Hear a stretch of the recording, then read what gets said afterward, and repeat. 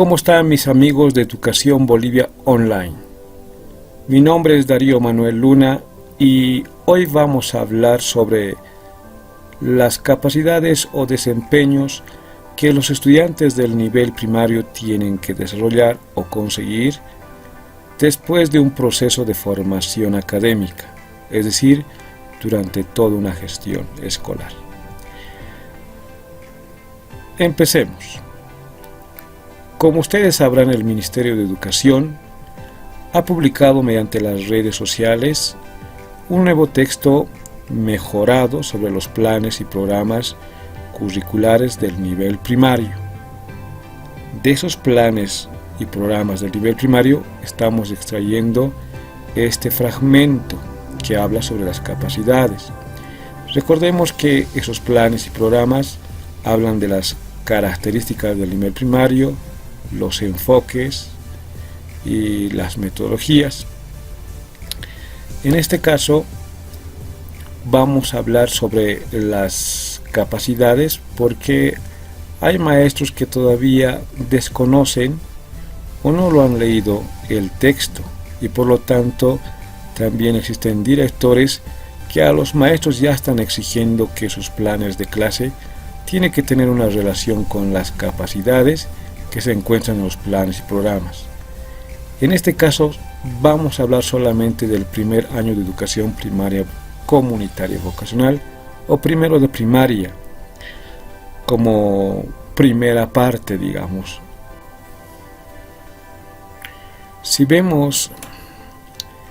nos dirigimos a la primera columna, entre sus subcapacidades se encuentran lo siguiente: que el estudiante debe saber expresar lo que piensa, lo que siente, lo que reflexiona en primera lengua, en segunda lengua y en lengua extranjera.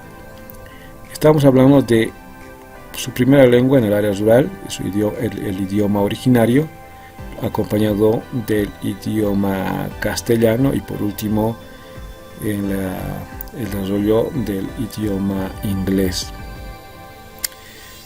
Estamos hablando de que el estudiante tiene que saber hablar en su idioma originario, en castellano y en inglés.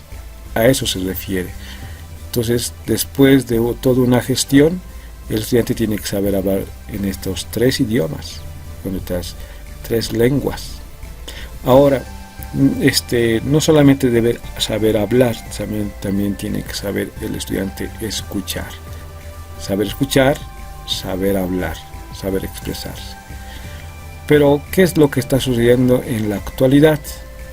Si usted, maestro, un poquito me está siguiendo, sabrá que en el área rural poco se desarrolla el idioma inglés.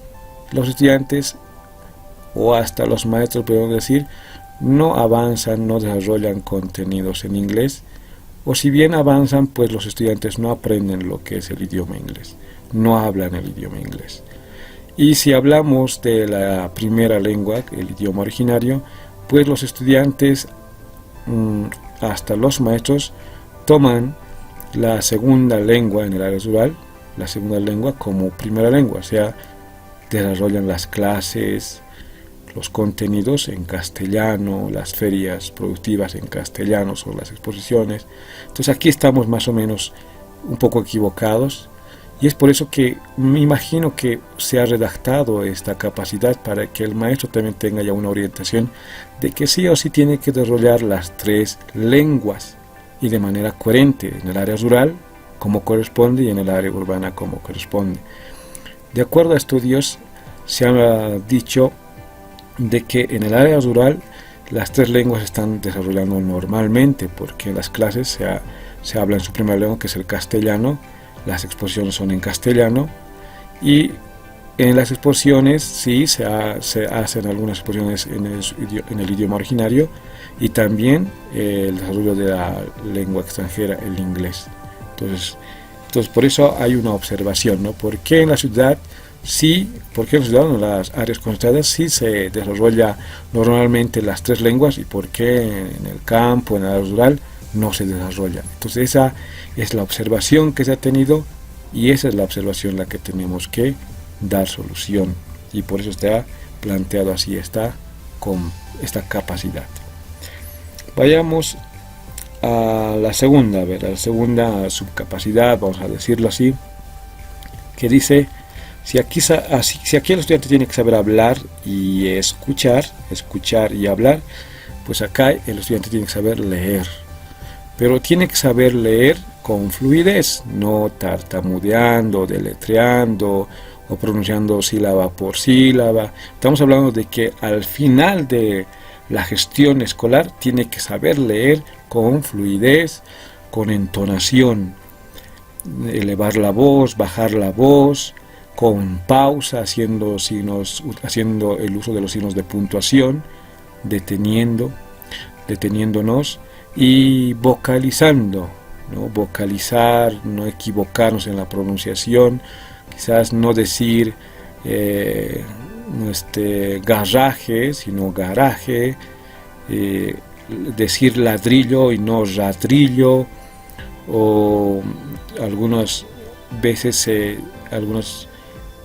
nos equivocamos, algunos nos equivocamos en la pronunciación, más o menos así. Vocalizar correctamente la U como U y no como O, la A como A y no como E, etcétera, ¿no? O la I como E estamos confundiendo. Entonces, vocalizar correctamente se llamaría esto puntos de articulación, ciertamente, ¿no? En fin, pero además aquí mencionan esta parte de los mensajes, porque el estudiante también acá, al saber leer, tiene que saber identificar los mensajes, y estos mensajes son explícitos como también implícitos, dice. Entonces el maestro tiene que enseñarles a identificar estos mensajes que están escritos y también están sobreentendidos, y que para comprender estos mensajes implícitos el estudiante tiene que hacer una especie de inferencia, ¿no ve? Entonces durante toda la gestión hay que enseñarles a leer correctamente, a identificar el mensaje. Estamos hablando de niños de primero de primaria. Y por último tenemos saber hablar, saber escuchar, saber leer, saber escribir. Entonces aquí el estudiante tiene que producir en primera lengua textos escritos. En el área rural, entonces tendrían que escribir en aymara, o en su idioma originario, o en quechua, o en guaraní. Y en el área concentrada urbana, seguramente en su primera lengua, tendrán que producir textos en castellano. Esto a tomar en cuenta, puesto que parece que en la práctica no lo estamos ejecutando de esta manera. Pero saber escribir o producir textos, dice acá, usando códigos alfabéticos, el abecedario, las mayúsculas y minúsculas, los signos de puntuación, la estructura del texto y hasta el propósito mismo del texto. Ahora, y algo muy importante que ustedes también tienen que más o menos subrayar, es que también en los textos que escriban no tienen que hacer uso de términos discriminatorios. Un poco contradictorio esto, porque si escribimos textos literarios o unas composiciones, ¿cómo podemos reflexionar sobre algún tipo de discriminación si no hay dentro de los hechos contenidos temáticas o historias o términos discriminatorios? ¿Cómo podemos reflexionar? Quizás esto esté relacionado más bien a textos, digamos, académicos o artículos o ensayos en los que el estudiante sí o sí no tendría que utilizar estos términos, obviamente. Como pueden ver, aquí esto de la discriminación, la no violencia, va a ir progresivamente aumentando en cada grado. Ahora solamente se está hablando de la discriminación. Entonces también se está trabajando lo que son las leyes que se han publicado para la protección, la defensa, la disminución de la violencia, la discriminación. Entonces, a tomar en cuenta Estas son las capacidades del desarrollo de las lenguas de forma oral y escrita. Ahora, dentro del desarrollo del pensamiento lógico-matemático, dentro de esta capacidad, la recomendación que podría dar es que todas las actividades o desarrollos curriculares o planes de clase las tienen que desarrollar de manera vivencial. El estudiante lo tiene que vivir como una experiencia y solamente a través de ello va a poder conocer su contexto, cambiar su realidad o transformarla, etc. Pero si no es así, vamos a volver a una clase tradicional en los tres aspectos, ¿no? Tanto en el desarrollo de las lenguas, en el pensamiento lógico-matemático, como también en la convivencia. Tiene que ser vivencial o una experiencia para el estudiante. Si fuera así, entonces vas a poder alcanzar todas las capacidades que se señala aquí en el desarrollo del pensamiento lógico-matemático. Por ejemplo, acá dice que el estudiante, al concluir la gestión escolar, tiene que saber realizar el conteo y desconteo del 1 al 100. 1, 2, 3, 4, 5, o del 100, 100, 99, 98, 97, etc. hasta llegar al 1. ¿Ven? Aquí tenemos también lo que es emplea la adición y la sustracción, suma y resta. También tenemos, utiliza las fracciones, la mitad, ¿no ve? Cuarta parte, etcétera. Estos lo pueden aprender comprando una torta, compartiendo con los estudiantes, haciéndoles que ellos mismos puedan repartir la torta y conocer o fraccionar la torta en este caso, ¿no? Para que ellos conozcan, pues tiene que ser vivencial. También acá dice, reconoce la representación de las figuras, como el cuadrado, el círculo, el triángulo, las medidas, que aprenda a utilizar la longitud, el flexo, por ejemplo, el metro, esos recursos. Representación de datos estadísticos, esto es muy importante, solamente lo más básico de la representación de datos estadísticos. También aquí se puede enseñar algo de computación para que ellos dominen, pero si no es mediante las barras que ellos puedan dibujar y los números. Y por último, que tiene que saber la asociación, dice acá, numérica de los múltiplos, ¿no? 2, 4 o 5, 10, 15, 10, 20. O sea, cosas prácticas. Por ejemplo, acá cuando el estudiante va a comprar pan o cuando van y acompañan al padre, el panadero siempre o el señor de la tienda siempre los vende así, utilizando los múltiplos, ¿no? 5, 10, ¿cuántos panes quieres? 10, entonces 5 más 5, 10. O sea, está contando por múltiplos, ¿cierto? Está haciendo uso. Entonces, por eso se habla de un aprendizaje vivencial. Por último, tenemos el desarrollo de la convivencia biocéntrica comunitaria. Miren, esto es muy importante cuando leo esta parte, de conocer la importancia del cuidado y respeto y protección del cuerpo humano, las plantas y los animales. Tiene mucha razón, porque los niños de primero hasta de inicial incluso practican el cuidado del cuerpo, se llevan los cepillos, los jaboncillos, las toallas, para cuidar su cuerpo y respetar su cuerpo, ¿no? Entonces aquí también lo propio, tendríamos que hacer algo práctico para que cuide su cuerpo, no solamente explicar y dibujar en la pizarra, sino realmente salir a enseñarles cómo cuidar, cómo vestirse, cómo lustrar el calzado, cómo cambiarse incluso, ¿no? La ropa, o combinar la ropa, y a través de ello también respetar las plantas y a los animales. Entonces aquí ya son experiencias vividas que los estudiantes tienen que tener para poder aprender.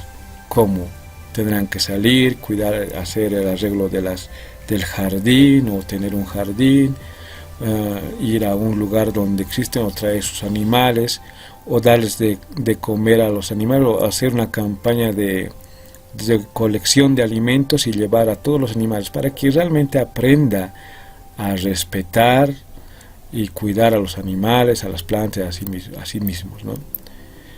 Otro, clasifica las plantas en su contexto según, miren, esto es muy importante, clasificar las plantas, cuáles son las plantas que nos alimentan, cuáles son las plantas que sirven como medicina y cuáles como ornamentación. En la ornamentación, por ejemplo, también se podría hacer, por ejemplo, la comparación de cuando llegan autoridades, siempre preparan algunas coronas y los regalan a las autoridades. Y las coronas preparadas son con productos del lugar, de la región, si hay flores, con flores, o productos, ¿no?, como las hortalizas, ¿no?, la papa que producen en algunos lugares. Entonces esos son los que los colocan en el cuello. Entonces hay que saber que esto puede servir también como ornamentación, pero también puede servir como alimento, digamos. Y ni hablar de la medicina, plantas medicinales, que creo que hemos estado olvidándonos, y esto hay que comenzar a... Si en la ciudad, por ejemplo, tendrán que hacer que los estudiantes puedan adquirir las medicinas y ver pues cómo más o menos huelen cada una de esas plantas, porque es muy interesante esta situación. Entonces, vivencial. Describe los recursos de la naturaleza, del espacio geográfico donde vive, identificando elementos que contaminan la ambiente. Fíjense esto, describir cuántos cerros, cuántos ríos, casas, calles, y también los puntos en los que se encuentran la contaminación, ya sea por botellas o desechos, ¿no?, orgánicos, inorgánicos.